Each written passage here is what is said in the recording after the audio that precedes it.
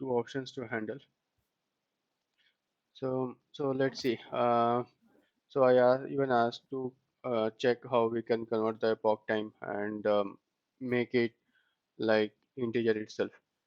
So mm, before that, okay. So one option to parse the date is to use the toString function, and when you parse it or when you try to create a generate that into schema, you will get binary as an data type.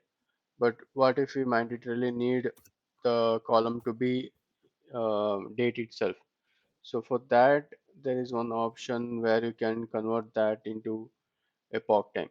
So you remember, like, this is your epoch time, and if you see for this date and time, you have this number as an epoch time.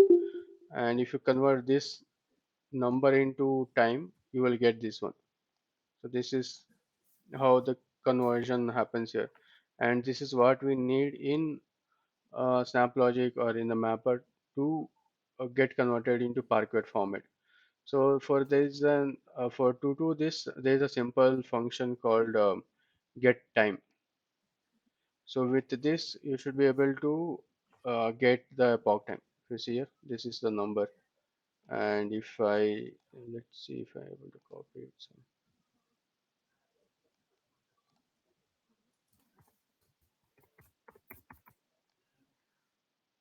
Yeah.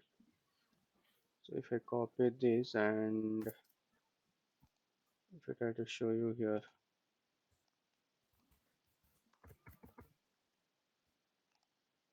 yeah, you see this number gives you this Feb 2023, and let's see,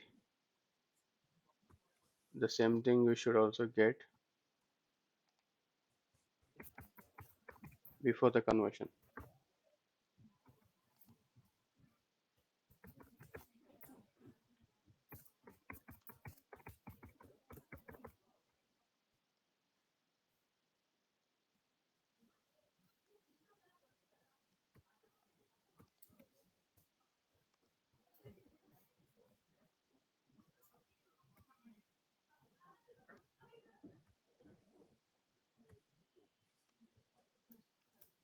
Okay, let's remove this for time. Yeah, 230220. So this is like the current daytime it's showing up. But if you just add dot get time, the same thing will get converted into your epoch time. And so once you do this,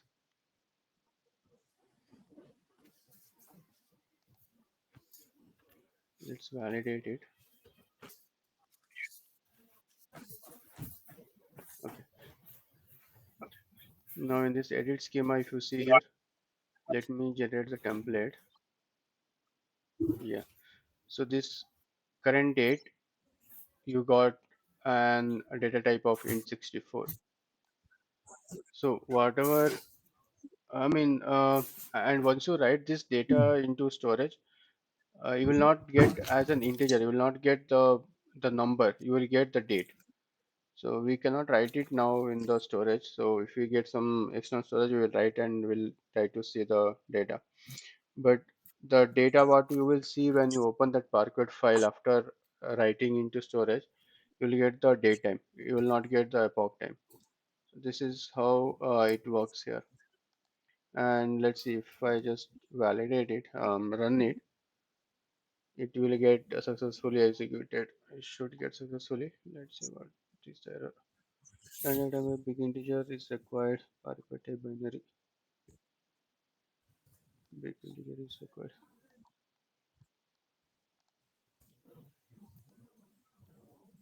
Okay, it got converted into.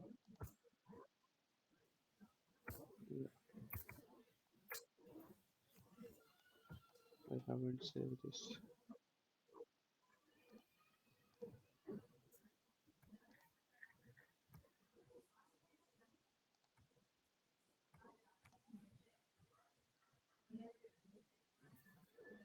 If you see, it got successfully executed. So this is all about the PARQUET, and let's see the compression. So let's do a snappy compression. Just save it and let's execute.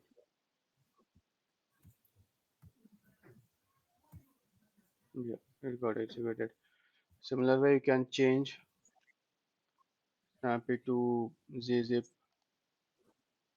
The difference will be like gzip will compress more than the snappy. For example, if snappy compressing the file to an extent of 80%, gzip will compress it to say 90%. But snappy is one which is by default used, but you can also use gzip or other compression lgo. There's one more compression lgo. So this you can use and try to compress it. So this is how you can use Parquet, and this is very important. Like in real time, we always try to store the data in Parquet format, and to convert any data into Parquet, this is how you will make use of your snaps and try to write the data. We'll come back to this again when we have an external storage, and we'll try to view that Parquet data. But this is how you will use this Parquet snap. And here, always remember that you will have to provide only the directory. You should not give the file name. The file name should be here. If you put this file name here, it will give you error. Okay. Okay, Manjunath, are you created account, Manjunath? You are creating, bro. Creating them. Yeah, Yeah. Okay. No worries. Just create it, and we will work on it tomorrow. And for now, I too did not prepare any content much. There's I just checked this and I just explain you. But let's see what all pending from the session. So we will try to create one parent-child pipelines.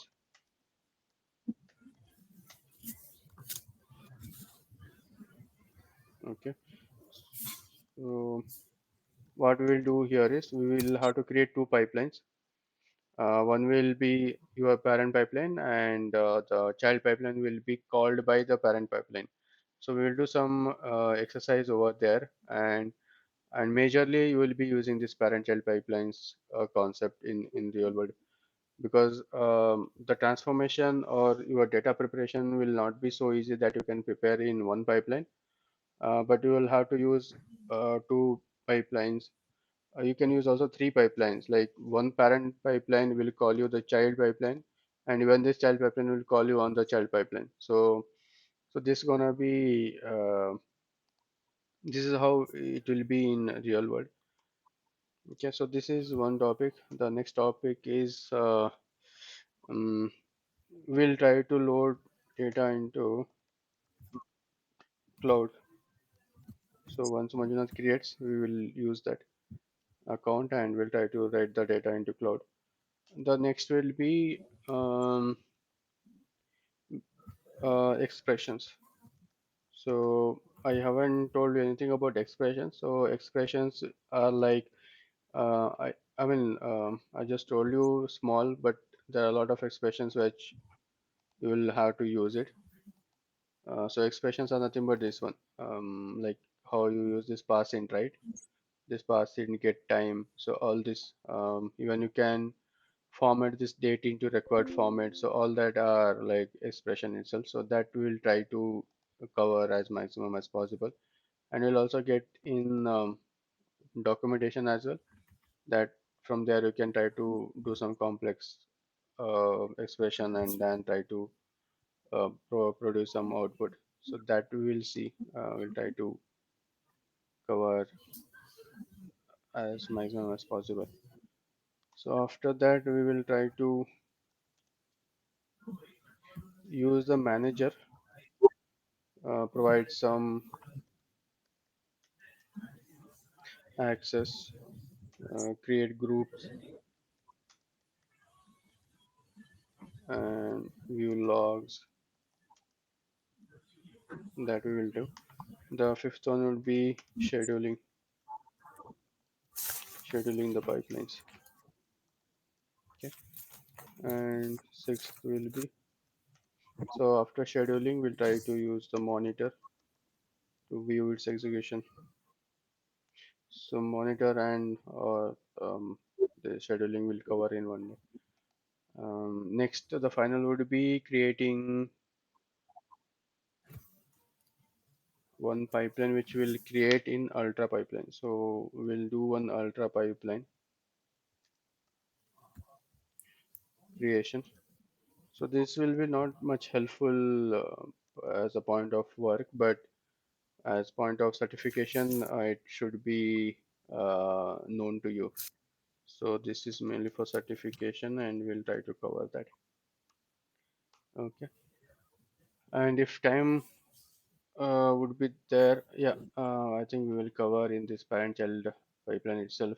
We'll try to create some database, um, and we'll try to write the data into that particular database. So that pipeline, just I'll add that also as a topic. Pipeline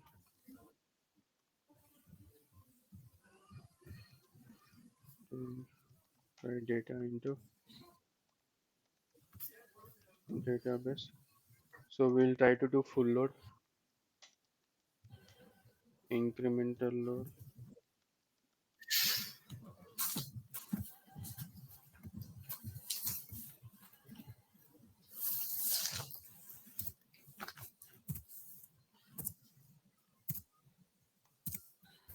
and we'll try to do upsert. Okay. And this incremental load will cover your insert.